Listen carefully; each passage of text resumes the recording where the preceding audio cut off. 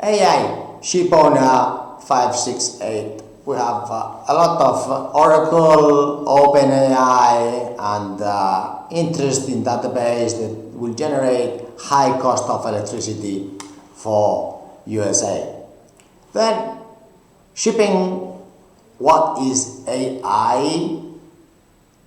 In Candina, we have a huge investment in AI throughout the systems. We have with the shipowners different teams and different copilot areas, different key performance indicators, and we have a huge database that all of that means that we can compete much better 2026. A lot of ship owners contacting us because they do not have enough database of this or that nationality for this or that type of ship, for this or that flag, because the flag is not changing nationalities or whatever constraints that they have difficulties.